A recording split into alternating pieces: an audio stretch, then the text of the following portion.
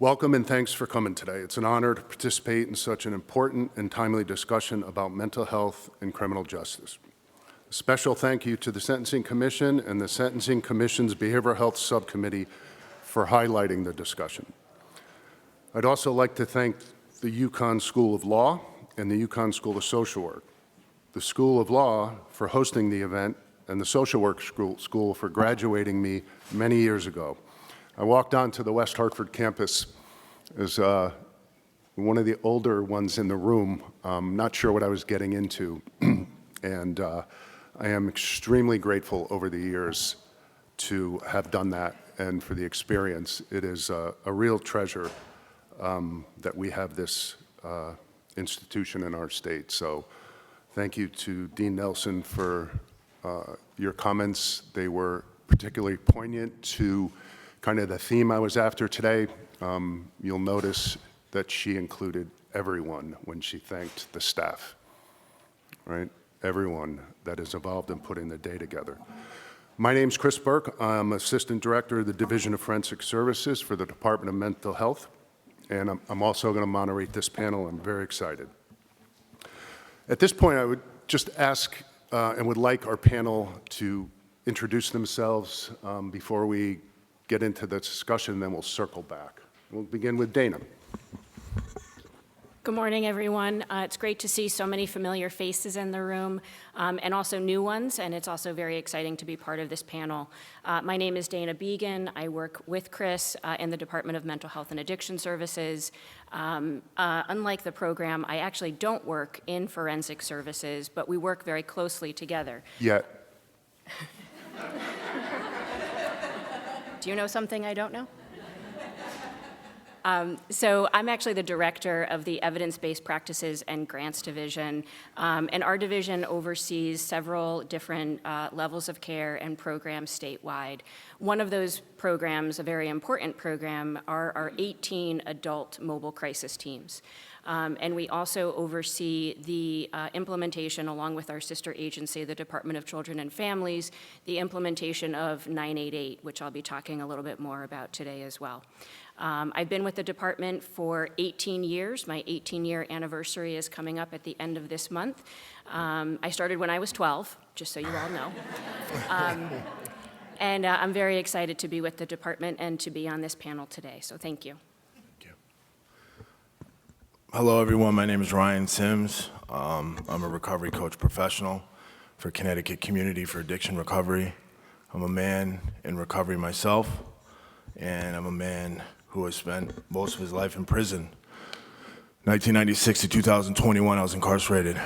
Forensics, helping people, and do what I do. I work in the court systems in Connecticut as a coach, and my lived experience, I help people see through a different lens of recovery that is possible. Thank you for letting me share. Thank you, Ryan. And I want you all to know, 20 years ago, I used to look like that, so I'm glad you're sitting a little bit down. Chief Tavares, please. Hard to follow. All right, good morning. My name is Steve Tavares. I'm the Chief of Police at Eastern Connecticut State University. Prior to being Chief at Eastern, I had a 26-year career in the city of Bristol, where I retired as Deputy Chief of Police, and some of my relevant experience for this panel discussion is I was the commander of the Training and Professional Standards Division for about 7 years, and I also was a crisis negotiator for a little over 10 years, working with our emergency response team. So I'll be hitting on some of those factors and the importance of CIT training and some of the basis of that, and some other things where the police nationally and definitely locally are trying to bridge the gap with the community, working with our clinician partners and making our communities better. Thank you, Chief. Good morning, everyone. My name is Jennifer Vargas. I come representing Continuum of Care. Unlike everybody else here, I'm probably the first time being here with a lot of you guys, so I am very honored and privileged to be in this room. So thank you so much for having me. I have 15 years experience working in criminal justice and the mental health division.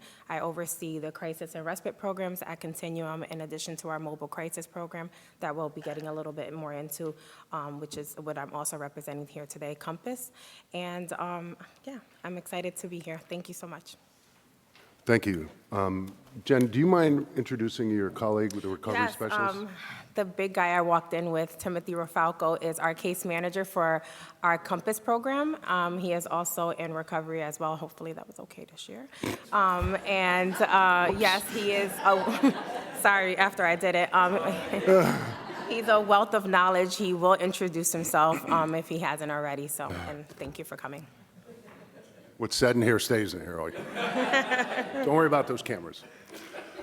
Just another quick acknowledgement. The Division of Forensic Services team is at table 10 over there. Would you just raise your hands, everyone who works at DFS? And I want just everyone to know who they are, to network with them, to talk with them. They cover every area along this sequential intercept map from 0 to 5. So talk with them, get to know with them, pick their brain. They're a great resource, and I am truly, truly honored to work with them. One more exercise. By a show of hands, in the past 2 weeks, no matter how big or how small, who has made a mistake? We raise 2 hands? 2 hands. Keep your hand up if you made that mistake on purpose. Oh, All right. somebody in the back. I- Care to share? So as we just really emotional, very serious discussion, we work in a very complex environment with complex issues. We all make mistakes. Most people, right, don't wake up in the morning planning on doing it. So it's one thing I love about this environment that the Sentencing Commission has provided. We get to talk to each other, listen to each other's role, what it's like to be a police officer in the street, what it's like to be a first-time recovery coach talking to a group. It's pretty intense, and you know, a little forgiveness and kindness can go a long way. So over the past several weeks, I've been looking for a theme for our panel's discussion, and I landed in large part on the importance of trusting relationships fostered through talking with one another in settings like today. We have assembled a diverse group from different disciplines and professions in this room. We have among us attorneys, policymakers, politicians, judges, clinicians, DOC professionals, law enforcement from state and federal, criminal justice personnel, and people with lived experience. Surely some of us might have some personal experience with some of the topics we'll hear today. Today we'll discuss mental health. We'll talk about substance use disorder, that really impressive, mysterious mixture of genes, brain chemistry, and environment. You will inevitably hear the words trauma, recovery. You'll think of your family, and even some people might even be brave enough to talk about it. So brace yourself, right? We heard some stories that certainly made me reflect on my life and my work. Because we all have mental health, I'd like to remind everyone that it's okay to talk about it. When we create opportunities like today, where people from different disciplines sit with each other and listen to one another, we have a chance to build on those trusting relationships. If you've had an experience, or you have a friend or a family member who has those experiences, you most certainly can relate. I think the overarching theme for our panel is that diversion works. Diversion is also very hard. We ask a lot of everyone involved. Changing adult behavior is hard. It can even be more difficult when we ask to do that in non-mental health settings. So asking clinicians and recovery specialists to do the work in the community, out on the street, in a hallway at a courthouse, in a lockup, it can be obviously very challenging. We ask our staff to conduct mental status exams, figure out appropriate levels of care, while always being mindful of striking that balance between public safety and individuals' rights for treatment. Furthermore, to really bring home a diversion in its entirety, we ask clinicians to be able to find the victim and the perpetrator. It is a tall ask sometimes, and it requires years of experience, supervision, support from leadership. So thank you all for doing all that work. As we move to the panel discussion, I think back to the early 2000s when I was a social worker assigned to a mobile crisis team in southeastern Connecticut. And I asked our manager if I could work with the police department in New London 1 hour a week. Just thought 1 hour a week could really set the stage for asking for more, right? So we got 1 hour a week. To make a long story short, the New London PD was really the first in New England, honestly, to have a certified, policy-driven CIT program. And today, Dana and Jenn will talk further about it in their presentation, but there are well over 5,000 police officers trained. There are different models, which you'll hear about. And it was the 40-hour training, in my opinion, that made the difference when police officers and clinicians had to sit down every day for 8 hours and get to know each other and hear each other's stories, and just rather than in a 1 hour training or a 2 hour training. So the interaction, similar to today, I believe was what makes the difference.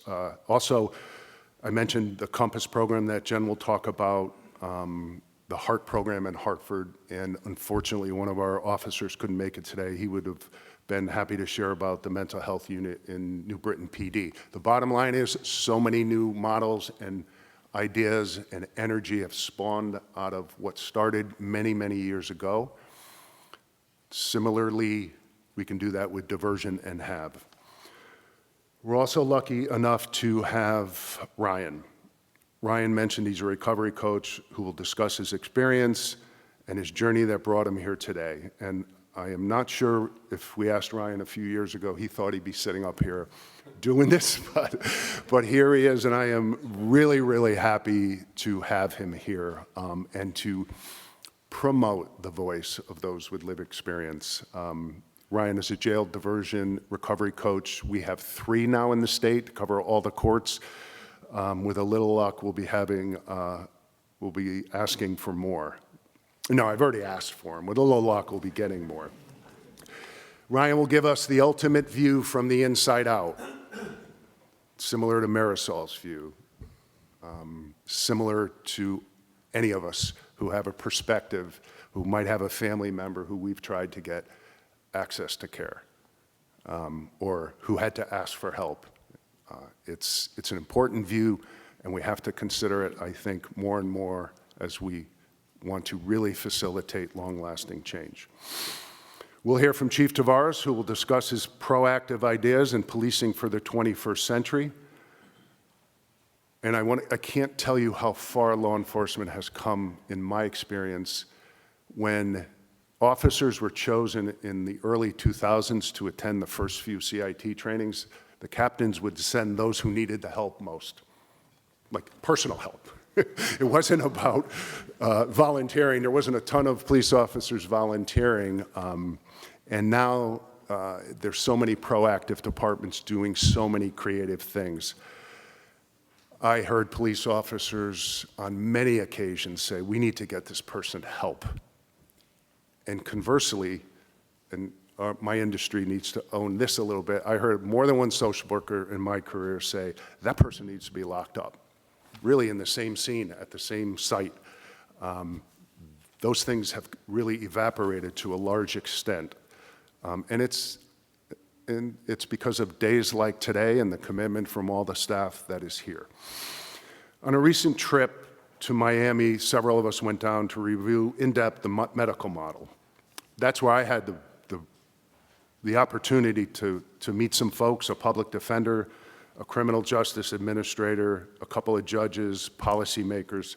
We trained together, we learned from each other, we've come back, we've stayed in contact, and it is the beginning of building those trusting relationships that are required to facilitate the kind of change we're after.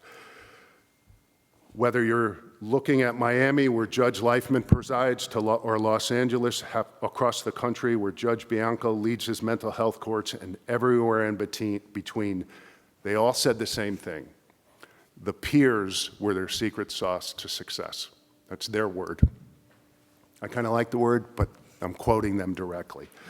The other thing they cited was giving a visual on the map and the model you see from 0 to 5 that helps put things into context and where we can improve and where we already have strengths.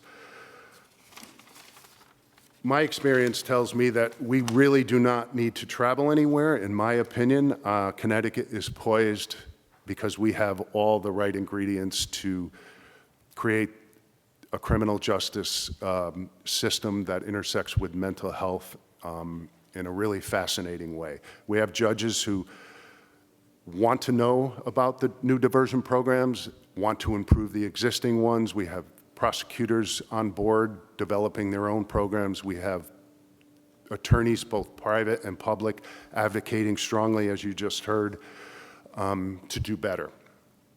I believe our panel members and subsequent discussions will give you a sense.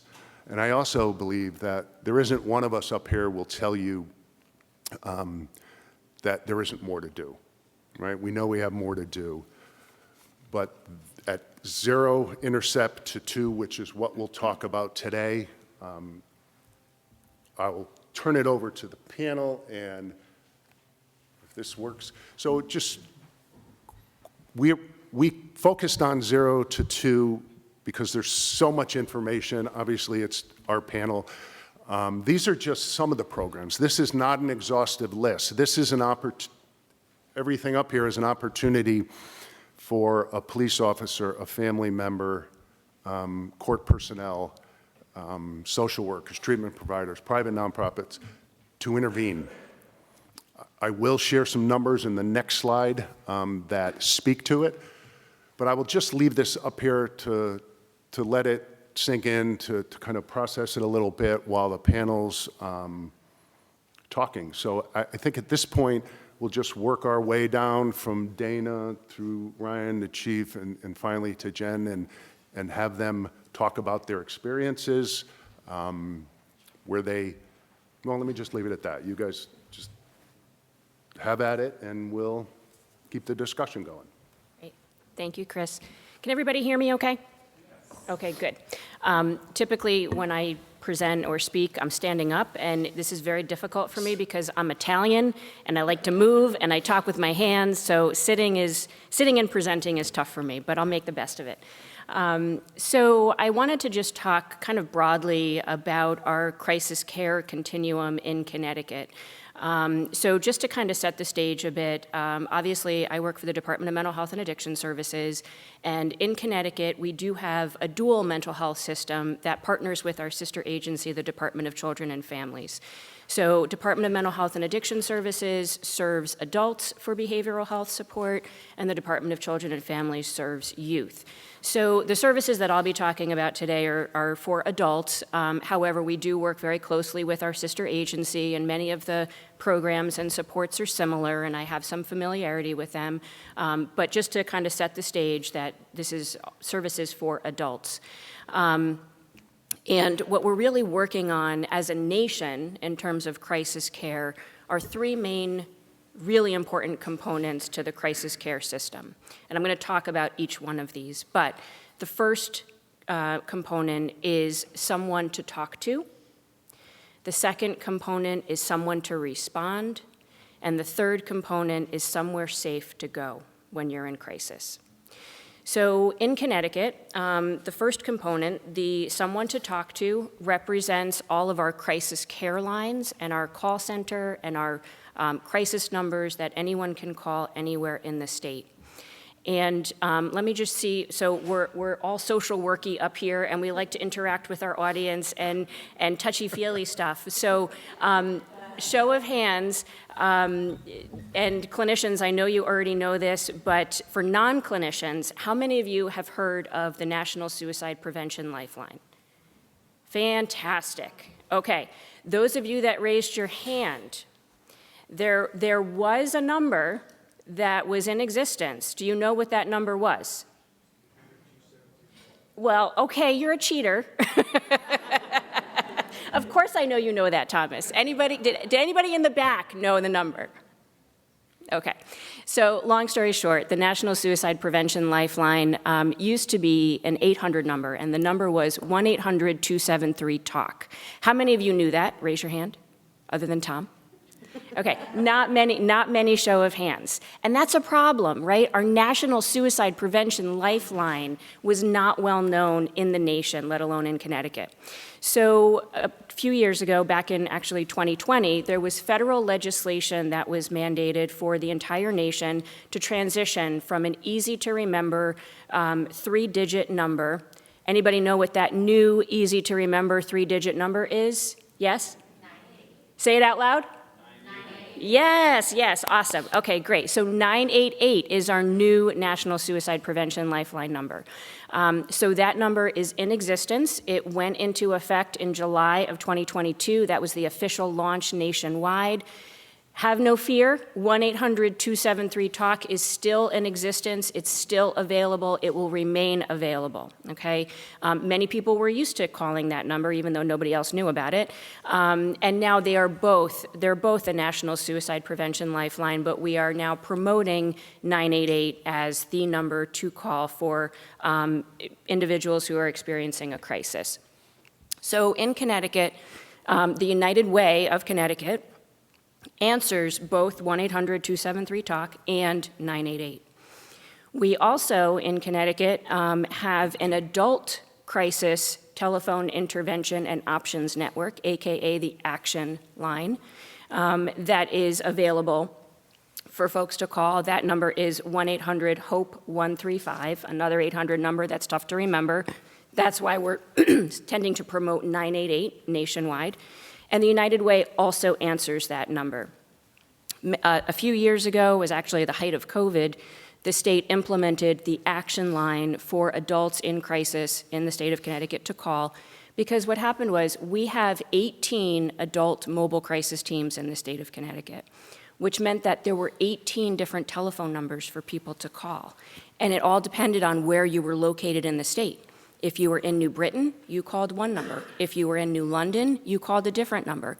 So that was nonsense making, right? And it was just too difficult. So we wanted to have a statewide action line to call for anyone in the state 24/7. We still have it. It's still available. It's still in existence. It's also answered by the United Way of Connecticut. And then there's also the DCF crisis line, which is 211. So we have 4 main crisis lines in Connecticut: 988, 1-800-273-TALK, which are both the National Suicide Prevention Lifeline, our Action Line, which is 1-800-HOPE-135, and 211 for children in crisis. United Way answers all 4 of those. And they answer them in a number of ways. So the contact center, United Way has a designated pool of call takers that answer these crisis calls, and they are specially trained to take crisis calls. They are not clinicians. I want to make that distinction. They are not clinicians, but they are supervised by clinicians. So on every shift, there is a clinician available to discuss and to talk through calls. United Way has done a phenomenal job in the state of Connecticut answering these crisis calls, and the data proves that. So 94%, any calls coming into any one of those 4 lines, 94% of those calls are resolved telephonically. And I want to make this really clear too, because there is stigma, there is fear associated with calling a crisis line. Who's going to answer? Is it going to be confidential? Is this going to be kept private? Are they trained? Are they going to know what to say to me? All of those questions come up, right? So 94% of the calls, and probably most importantly, are the police going to be called when I call this crisis number, depending on what I tell them, right? So really important, 94% of these calls are resolved telephonically. If they're not able to resolve the caller's distress telephonically, they are able to do a warm handoff to one of our 18 adult mobile crisis teams, and a mobile crisis clinician takes the information, talks to the individual, and determines the appropriate next step. More often than not, if the person wants them to, the mobile crisis clinician will go out to where that person is and do a face-to-face evaluation, assessment, talk to them, support, whatever it might be, whatever that individual needs. And about 5% of the calls that come into the crisis lines go to a mobile crisis team. And then lastly, if necessary, United Way, again, has very standard and structured protocols around assessing risk and imminent risk and danger to self or others. So if it is determined based on their protocol and based on what the caller is telling them, if they feel that that person is at imminent risk of harming themselves or someone else, they can initiate what they call an active rescue, which is 911. Less than 1% of calls have that happen. So that's a really important statistic for folks to know. Also, just so you're aware, for the adult crisis lines, so for 988 calls and action line calls, we're getting about over 8,000 calls a month to those crisis lines. About 3,000 to 988 and about 5,000 to the action line. That's a lot of calls a month, and a lot of calls are resolved telephonically. So we're really proud of that, and we want to continue that work with United Way. So that's the someone to talk to, are those crisis lines. Someone to respond, as I mentioned, are 18 adult mobile crisis teams, some of whom are represented here today. Raise your hand, mobile crisis teams. Yay!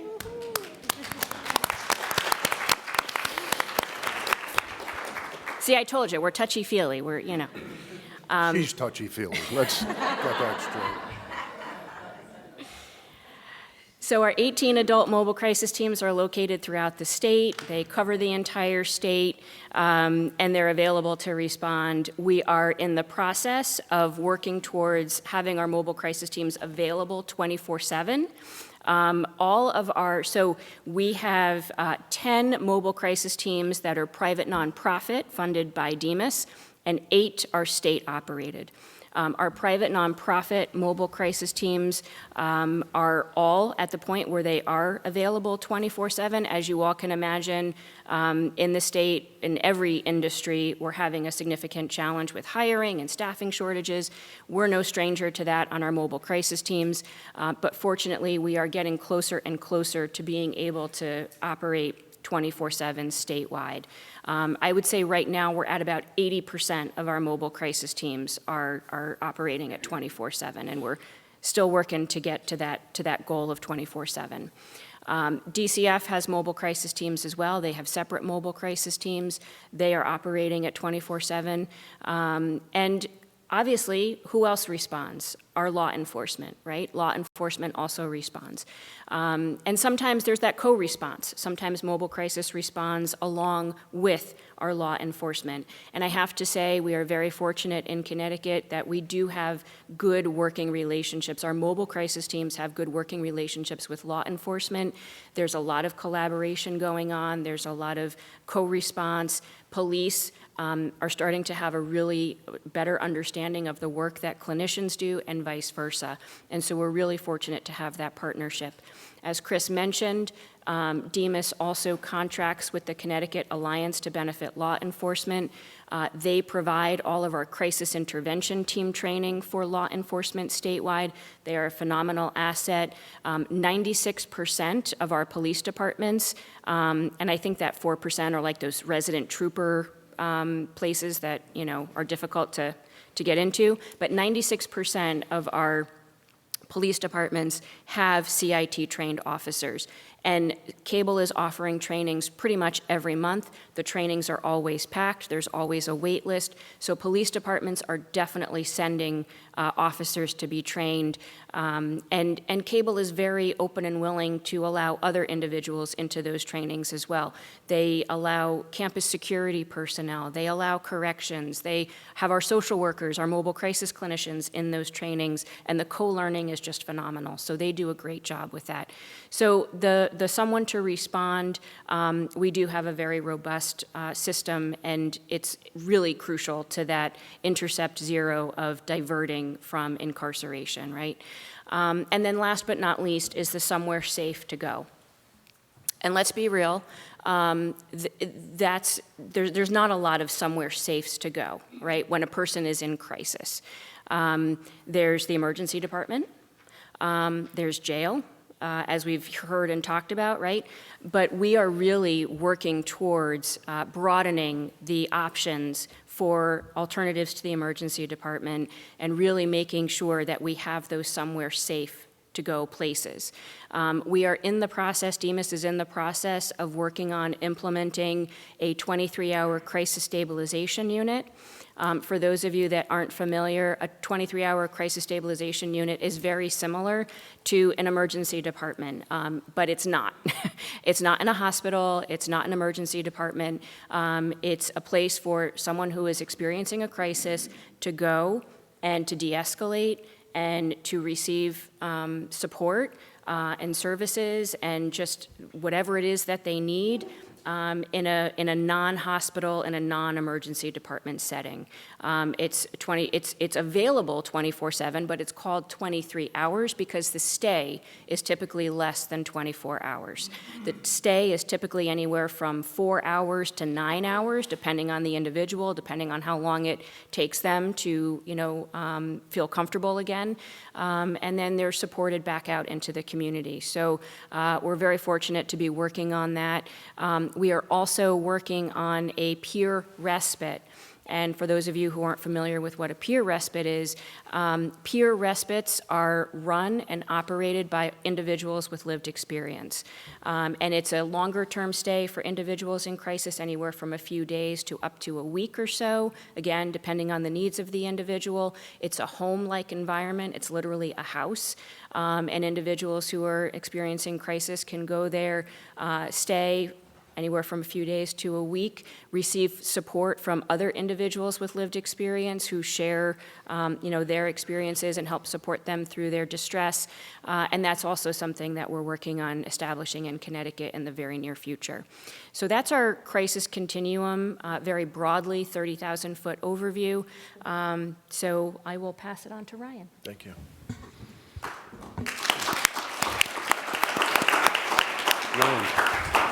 Just really quickly, years ago when the training academy, the police officers training, they would literally put up a PowerPoint that had a red circle with an X and social worker in it. Like, you are not social workers. And more today you will find, and if Lieutenant Fumiati didn't get sidetracked with a call, he would be here. More and more police officers are pursuing their social work degree or their master's in counseling, which is really remarkable progression. I am sorry I interrupted you. It's okay. Thank you. You're welcome. Good morning, everyone. My name is Ryan Sims again. Super nervous when I came up here, but I'm doing okay. I'm very blessed. I'm blessed and highly favored to be alive and be in recovery and not incarcerated, and to be here with all you beautiful people that are helping people. A little bit about myself. I entered the DOC at 16. I was lost, right? I had no guidance. I spent the rest of the 25 years incarcerated, in and out. I do want to say that prison in Connecticut changed me dramatically. Meaning, in 96, 97, 98, 99, there was no mental health help at all. I was pumped full of all kinds of drugs when I was a kid in DOC to shut me up a little bit, I guess, or to, try to resolve what was going on, right? I'm not here to knock anybody. I'm here just to tell you about my experiences, right? I've seen some of the worst things a human being can see incarcerated in Osborne Correctional, Gardner Correctional, every facility that I've been to. There are some really good people in the Department of Corrections. And there's some of the worst human beings I've ever met in my life there that treat other humans like animals, right? I'm going to be honest with you. I don't like the word inmate either, right? I'm not an inmate. Nobody is an inmate to me. We're people. Moving forward, I believe that through the trials and tribulations of incarceration, right, in my teens, 20s, and 30s, I'm 44 now. I was released July 21st, 2021 on a Friday. And I had enough with giving up on life. I eventually, throughout the time of being incarcerated, got the help that I needed through counselors and medications, because I believe that mental health and substance abuse go hand in hand 100%. 100%. I work as a recovery coach for CCAR.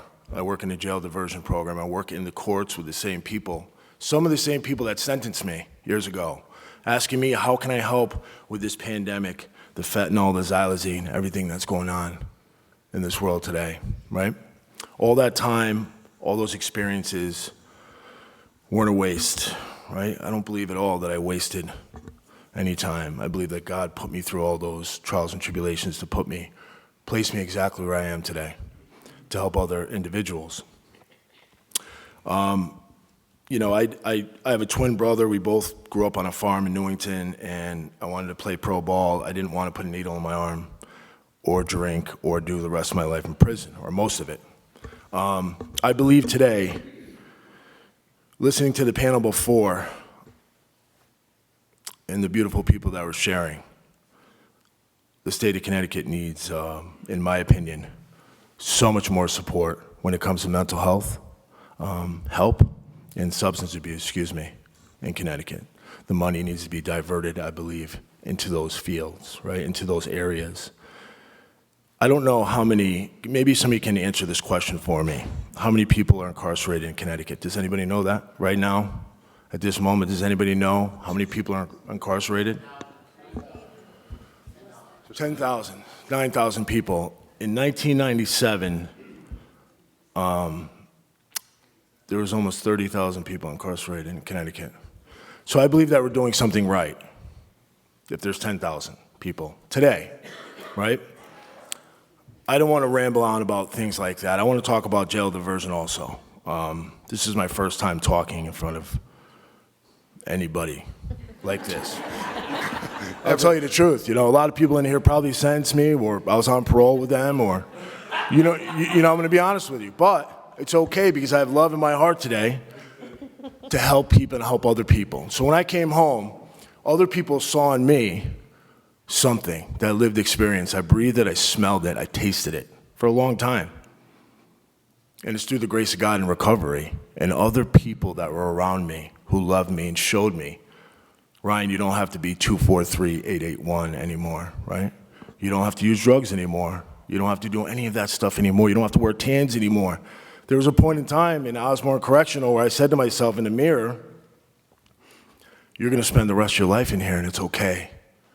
I was comfortable. I was comfortable with spending the rest of my life in prison, and that's just not the case today. So being a jail diversion coach, when I came home, I was hired by CCAR. I remember my first interview, they asked, why do you want to do this? Because I said, I believe everybody can change, anybody. If you're 80 years old, doesn't matter how old, anybody can change. And I believe that God took me out of the muck and mire to help other people, and that's what I do. I enjoy going to courthouses.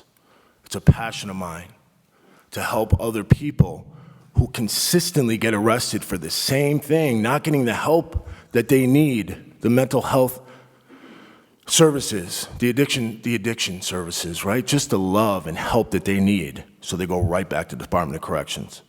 So helping those individuals on a daily basis is something that I wake up joyful and do every day. I help people that are in the same position that I was in. And I teach them what I'm doing, and I'm saying this very humbly, because I thought I would never, ever be a productive member of society again, pay taxes, none of that stuff. I really didn't, because I thought what my mind told me and what I told myself. Right? Bruce Lee said, be careful what you say to yourself, because your mind doesn't understand if you're playing around or if you're telling the truth. So being a jail diversion recovery coach for CCAR, there's 3 of us, Anita and Guy. I call us rock stars. I really do. CCAR is a beautiful organization that helped me see through a different lens of recovery. I had a recovery coach when I was incarcerated in Rogowski Correctional. I'm sorry, I'm choked up talking right now. In Rogowski Correctional, I had thank you very much.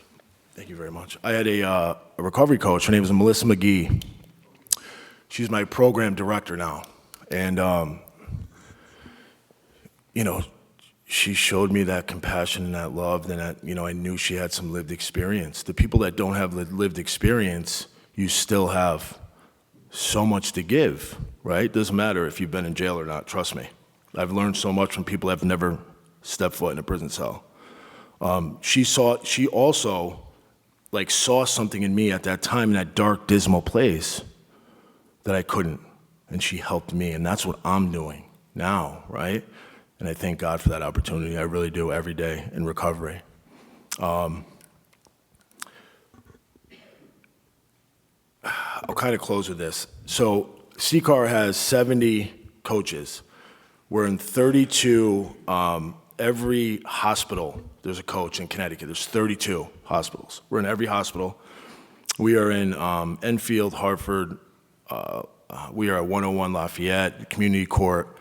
I am based out of Danbury Court and Bridgeport Court. I work out of Waterbury Court also, and New Britain Court.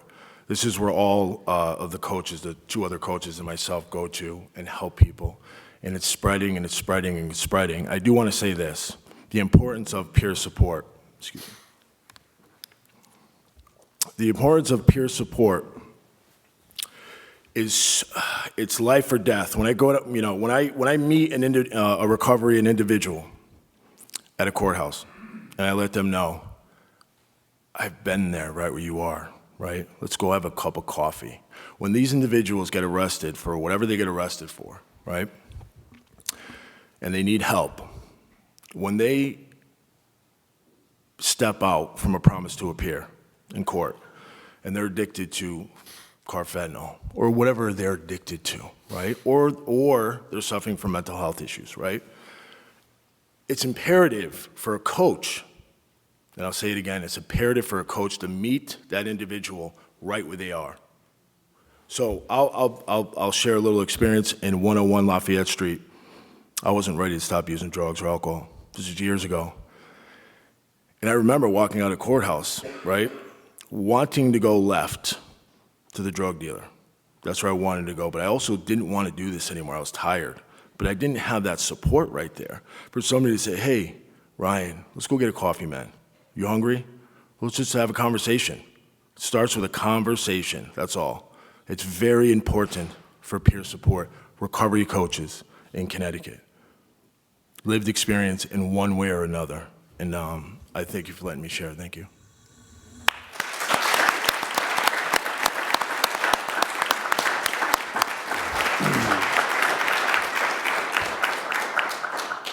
You did awesome. Thank you so much.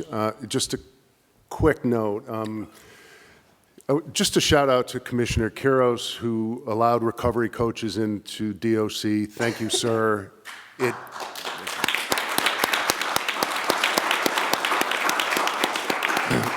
It dovetails really nicely, as you heard, with the recovery coaches that we have in jail diversion. Thank you, Danielle Ebrahimi. Raise your hand for promoting that. And in the last year, they've had 218 referrals. That's 218 cups of coffee, probably more, because we know adult behavior is hard to change. Sometimes it takes more than 1 cup of coffee for any of us, right? So thank you. And I lost my last thought, so we're going to save that and shift to Chief. If you would just offer your insights as to what you heard, how you've seen law enforcement evolve, Right. that would be awesome. Thank you. Okay. All right. Good morning. Thank you. So, like you've heard, like we said before, is law enforcement has come a long way, especially since the early 2000s when CIT training became popular in Connecticut. You heard the numbers through the years. In my prior role in Bristol, and I was a commander of the training division, I worked with the command staff. Everybody had a certain number of officers that had the specialized training, a certain number of officers that turned into crisis intervention teams that would respond. But what we found out in our case, especially in Bristol, that wasn't always effective. We may have not enough of those officers working at the time for call volume. We found staffing was declining at that point. And, I brought the initiative and worked very hard to say, listen, let's talk to cable. We know they have a grant. Why are we specializing a certain number of officers when we can provide all our officers, especially our frontline officers, with these skills and abilities to communicate and talk with folks and be that stopgap between us arriving on scene and putting them in contact with services, whether it be EMS or otherwise, right? So the command staff we agreed, we worked hard, and cable is busy. The demand for CIT training is gigantic, and it has been for a number of years. As you can imagine, you can only train so many officers so often. The staff at cable is not huge, right? It's a small staff. So you went from wait list to regional training. They'd break the state out into regions, and if you weren't from that region, you couldn't go to training, simply just because they just couldn't handle the volume, right? But the good thing is we were able to have the backing, get that training, and have our line officers and our first line supervisors first in line for the training for, CIT is built on communication skills, on active listening as a foundation. And we can't build rapport or have empathy for anybody if we're not listening to them. We're not giving them that attention. And that's what some of our officers, needed to learn, and these are things you have to practice. And it could be perishable if you don't put it into practice in your daily, everyday activities. So that was a stress point for us, and the fact that we stressed the importance of that training from the chief down. The chief of police at the time had said, we need to serve our community the best we can, and the way we do that is through CIT training. And he would go to the finance committee, the police commission, and other boards and talk about the expense of training the expense is worth what we're providing for the community, the help we're going to provide to our citizens, the help we're going to provide for our own officers to be able to feel confident because they have the tools, now they have the ability to handle these situations. Officers are responding. We're that first call. We're talking about the 911 system. We're responding. There's volatility, and sometimes there isn't. But they're dealing with someone that's in crisis. And without these tools, and without having the 40-hour class, and without talking to clinicians about their lived experience and giving some other tips and tools through conversation, the officers really aren't prepared to deal with these situations as best as they can. But through the training and through the conversations and through the cooperation and collaboration with clinician partners, we have gotten much better at dealing with situations and helping people in crisis. We mentioned the 21st century policing model, and some of those pillars are training. We have policy and oversight, and you have your legitimacy. And our legitimacy comes from our everyday actions, how we interact with our community day in, day out.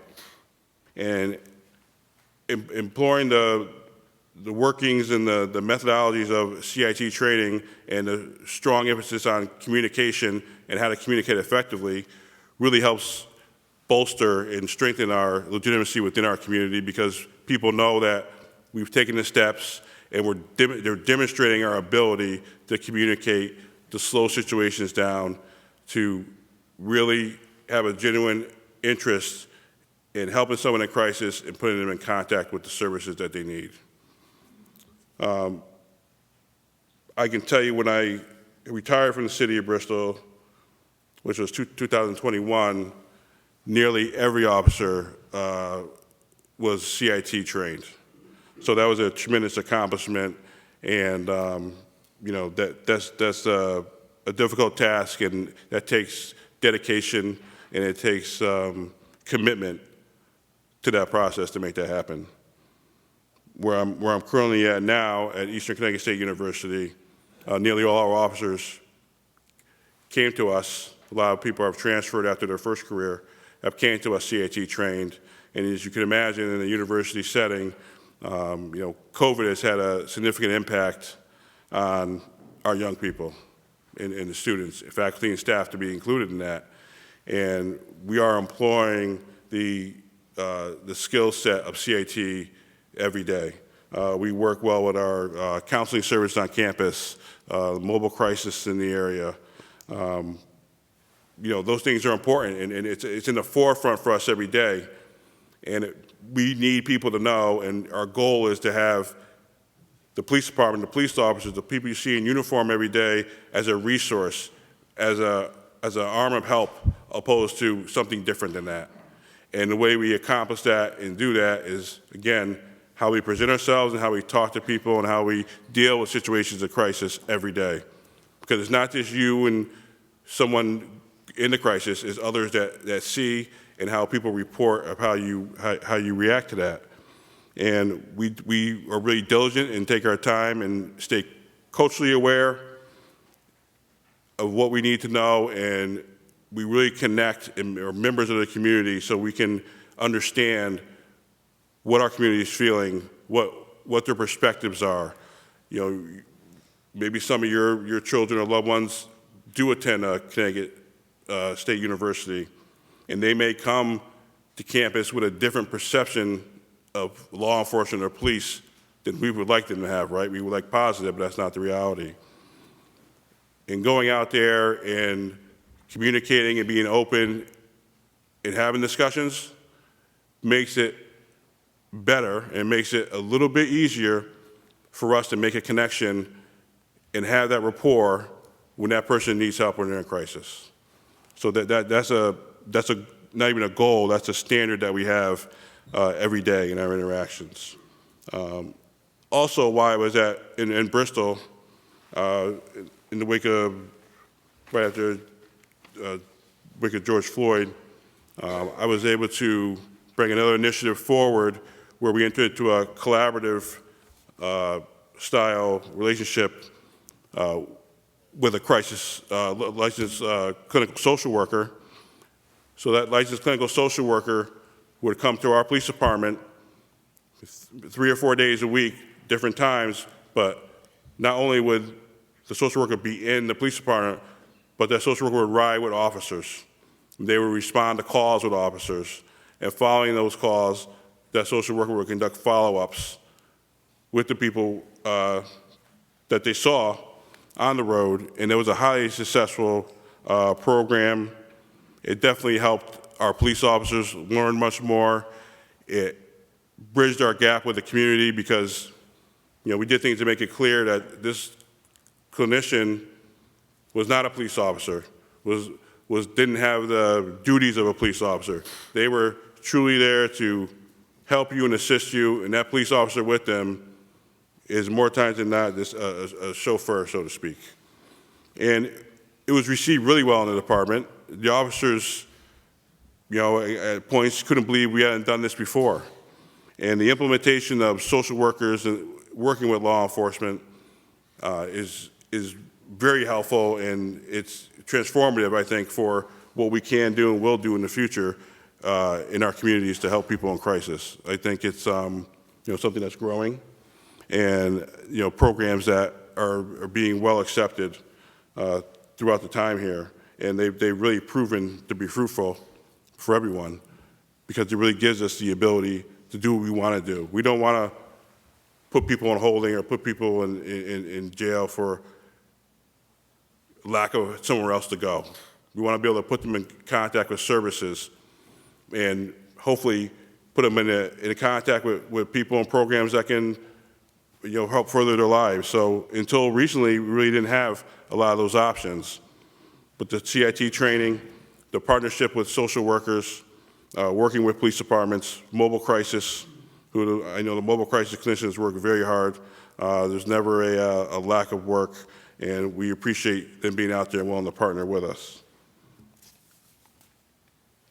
So I'll close with it's really important that we continue to have these conversations, we come to the table. I was just having a conversation earlier this morning that, an individual doesn't always have to have the best and brightest idea, but you have to be willing to come to the table with your ideas and discuss them. And this morning's panel, and the people in the room is a sign of that's what we're doing, and there's plenty of work to do, but we just have to be motivated and stay committed to doing that work so we can all reach our goal of providing a safer community and healthful community for people in crisis. That was awesome.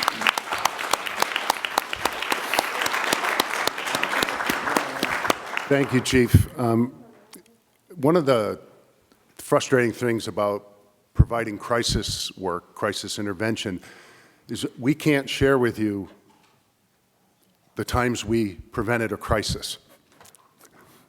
We just don't know. We just have no way of knowing other than we feel it. We know Dana's group did 8,500 evaluations last year on people in the community, 216 crises. God only knows how many interventions your folks did. So it can be, at times, thankless work. But so many lives are changed with those cups of coffees and those interventions. So thank you for all the hard work. Jenn Vargas came in and stepped in at the last minute. She is very brave. She'll do a great job. Excuse me.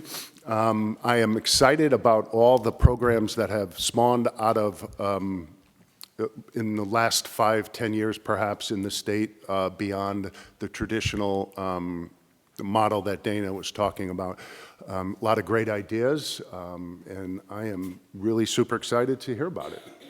Thank you, Chris. You're welcome. Very big shoes to fill. My supervisor is on a conference that actually Dana just came from, and I don't know if everybody has the pleasure of knowing John LeBenick, but he is great and a wealth of knowledge, so I'll do my best. As I'm listening to everyone, and the setup is great, thank you. I had DMIS, then a peer, and then law enforcement. I'm like, great, this is awesome, right? It leads right into Elm City Compass, but I think I'm really passionate, so I'm gonna say probably some ouch things, but I was thinking, I'm like, what do they wanna hear, right? As everybody's talking, and like numbers and, how we can talk about extra resources and, we need extra funding and all this thing. We all know that, everybody in this room knows that, right? But to me, I think what really matters is, I'll say everyone in this room, and I don't need a show of hands, has been pressured by a supervisor to either discharge someone from the hospital as a clinician or to violate someone on probation or some type of pressure. And we always tend to look at the situation and not the person, right? And I implore everybody in this room to look at the person. And that's really what diversion means, right? And so when we're out there, because I'm more boots on the ground and I'm the clinical director, so I have taken down encampments and I've gone to calls and I'm out there with police and rubbing elbows. But diversion really is about rapport building and the people that we collaborate with DMIS and CCAR and the police officers, and really having those folks that are going out that look like you.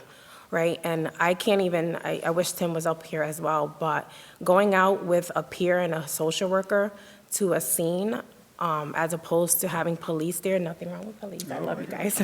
I love you guys, they should have sat me next to him.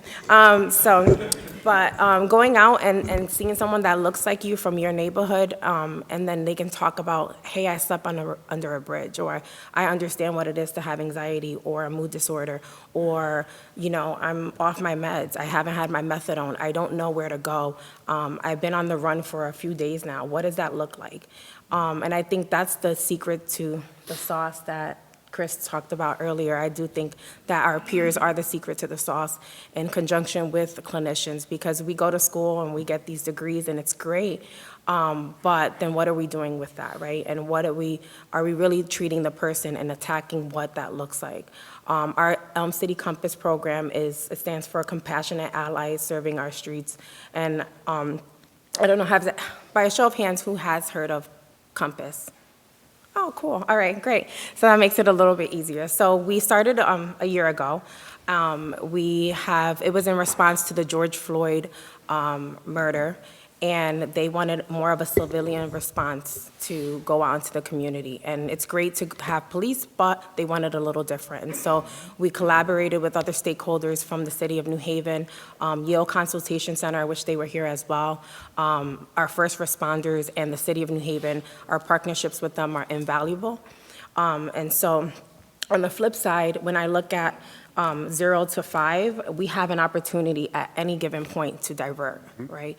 And so I know when we first had our conversation, it was like, what are we talking about diversion, right? That rapport building. So at 0, you are getting a call. You know, there's people that are in this room right now that don't know how to navigate if they were in a crisis, and we do it every day. You just blink out. So what does that look like for folks that are in it in real time? Like, I don't know where CMHC is at this moment. I don't know where, and I don't know a lot of providers in Hartford because I'm primarily based in New Haven, but if it's hard for us to navigate and call providers and get on the phone and case manage, what does that look like for our folks, right? And being empathetic and looking at what that looks like. And then you're just going through the continuum, right? So you're in a crisis at that moment, but now you had to steal from Stop and Shop to get some food. And so now you're meeting, you know, chief, and he's gonna lock you up for something so minor, but you're just trying to attack your basic needs. Like, and then these people are actually in jail, and we're not, and then they're in jail on top of being hungry, they are off their meds. And no one knows that they're off their meds because they don't look like they have mental health or substance abuse. What does that look like for us, right? And so I can get on my soapbox about crisis and respite and our, hospital diversion program and, community transitional program and what we do for Elm City Compass. But I think I really do want to hear from folks in the audience and ask questions. I think dialogue is healthy, especially when you have so many, great people in the room. I want to hear from you guys. What does diversion look like to you? How are you diverting on a daily basis? And maybe, Chris, I'm not, sorry if I'm doing too much. You go. But, I love it. And I love the work that you do. Everything plays a part. Every person in here plays a part. But I think that the system is really flawed sometimes, and we turn the other cheek. And, we don't want to own that because it's hard to say that because we get pressure from our supervisors or funding sources, and you just have to go and move. But they're people at the end of the day. We just met some guys, I think, off of Foxton Road. He's been living outside for 5 years. 5 years. And we just came back and brought him some food, and he was actually about to get high, and we still talked to him, and he stopped in that moment before he got high, and we were able to just build a rapport and say, hey, hello, we don't want to stop you using. We don't want to, offer you anything because you're not ready. Clearly, if you're going to, get high in front of me, you're not ready for treatment at this point, right? But the clinician in me wants to be like, oh my God, let's get them off the street and let's get them into treatment. That's not addressing their needs. You meet them where they're at. Again, I can get on my soapbox, so I will end it there, but I do think there is an opportunity from 0 to 5. We have all done it in this room. Elm City Compass Continuum of Care does it on a daily basis, and I'll end with that.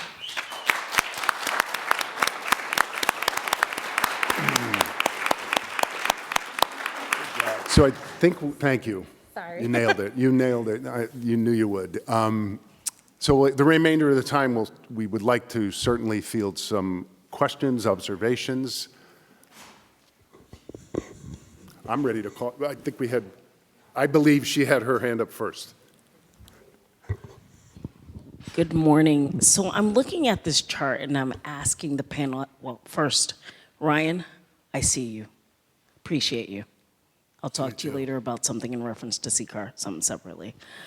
However, one of the things I see glaringly missing, and as a woman who's been justice impacted and a DV survivor, and someone who knows of people who have been incarcerated due to DV, how do you guys fill that gap? Because we know, especially after what's happened in the last 5 years, if not more, coercive control is what leads to a lot of our women going to prison, and it can also lead to what men go to prison.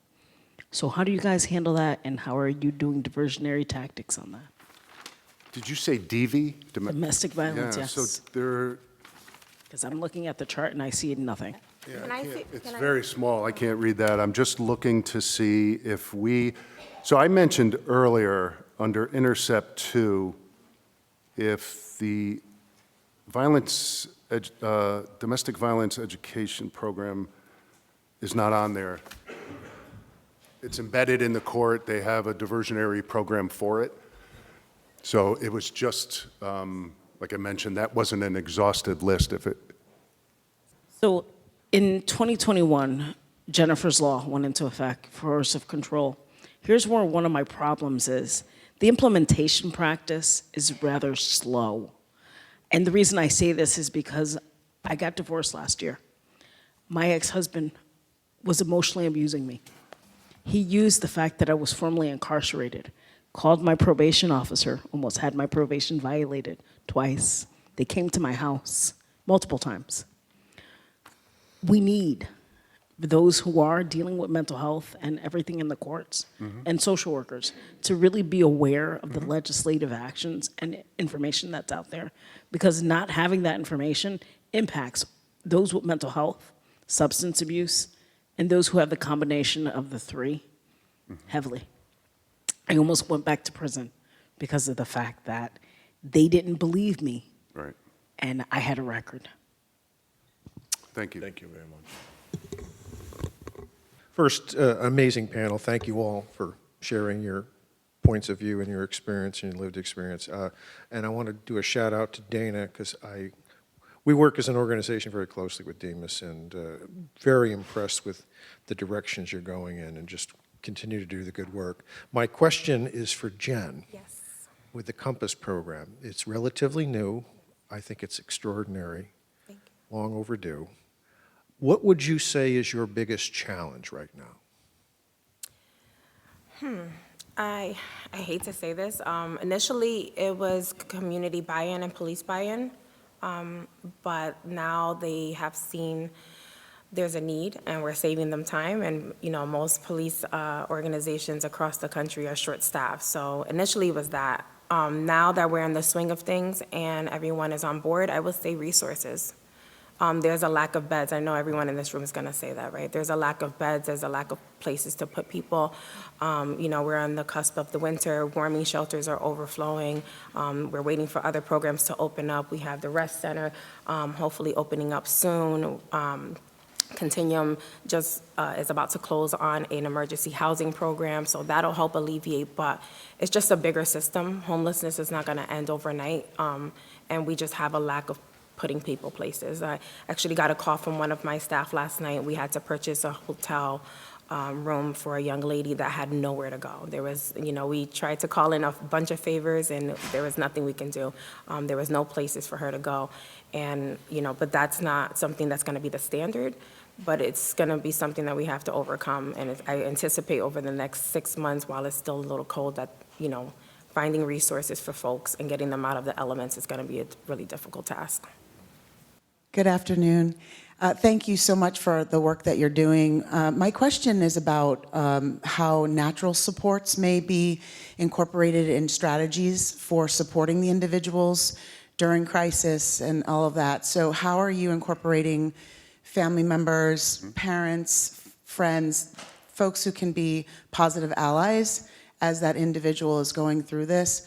Obviously not if they're needing to be in a facility or at that level, but how are they being incorporated into the work you're doing in the response and the after treatment? I can take it. I didn't want to monopolize them. Do you want to take it, Ryan? Go ahead. Okay. All right. So I can't speak for everyone on the panel, but for Continuum and how we operate, part of our screening process is to ask about natural supports or sober supports, because it's important for us to reunite families, especially if you have extensive substance abuse or mental health and you have burned bridges with family. We've all been there. We know someone. We have someone in our family that probably has burned the bridge and can't come to Thanksgiving next week. And so we try our best to, do family reunification. We offer family therapy where we can. Part of our private pay programs, we do have a family therapist on our team as well, so we try not to burn her out, but we give her as many cases as we can. but trying to reunite. But sometimes that's really hard. I'll be really honest. You know, sometimes families feel like, you know, they're better off once they're long gone, right? Because you know that they're safe, because you just don't know where they are sometimes. And that's a reality that I've heard from many of parents, whether their children have been, or adult children are alive or not, no longer with us. But we do ask about sober supports and family supports to incorporate them as much as we can. So hopefully that answers your questions, but. Also for CCAR, all the coaches are trained. We all deal with families. All the coaches deal with the recoveries and their families. I personally work with many families with the recoveries I work with. I go to court with them. I ease their minds when I can, and I'm a truth teller. I let them know what's going on with their daughter or their sons. And I try, you know, I always err on the side of compassion, always. But we as recovery coaches for CCAR, especially, I'll speak for myself. I work with every recovery. We work with their families. There's families in support services for CCAR. There's a division just for families in different pathways that they can choose, Al-Anon, whatever pathway they choose, right? And we help support them with those resources. Thank you.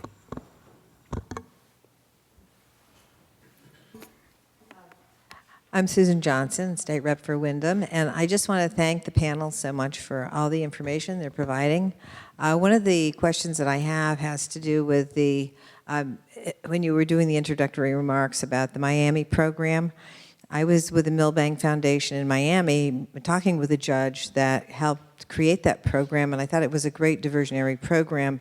And I was wondering if this is something that as policy experts coming to the legislature, you would be able to help us create a program that would allow people to make the choice between going to behavioral health system, facilities, or halfway houses, or do something of that nature as opposed to being incarcerated and going through the prison system. It was a really interesting program, and they actually did a follow-up on public television, did a whole series on it, or at least one show. So I just thought it was really very interesting. This judge was there, and this doctor had been arrested.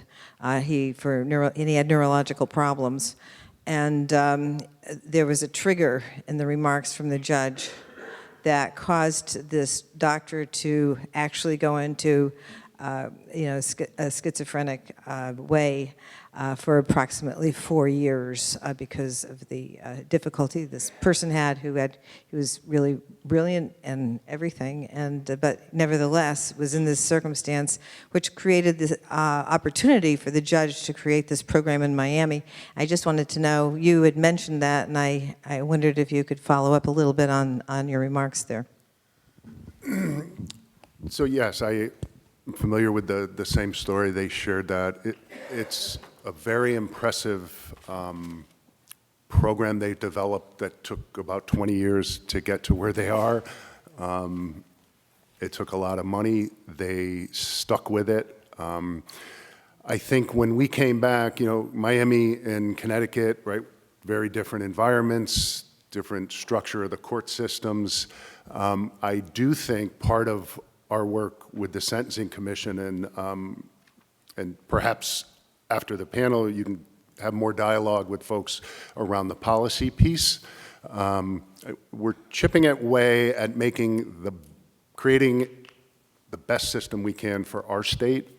So Connecticut will look a little differently. I don't know if we ever envision a 7-story, one building that is like a mecca for diversion, is part of what I saw down there. So there's pieces of that could certainly work. So your question is timely. You can tell I don't have a clear answer for you, but I think there's people in the room who you could have further conversation with about it, if that's helpful, I hope. So I know we're out of time. and I'm very aware of how data is boring. I don't, because you heard the passion in the panels. We have to inform stakeholders. I have to show the good work that people like Mike Hines does with TPP, or the prosecutor's office with ESI, or jail re-interview with, this is one way to communicate that. So these are shared in the spirit of, we do a lot of good things here. Diversion works. I mentioned earlier, we all agree we could do more and be more creative. So I just wanted to kind of pause at the end for that. But before I do that, 15 years ago, I was in a training where the folks from Montreal and Demas did this research. I can't even tell you what it was.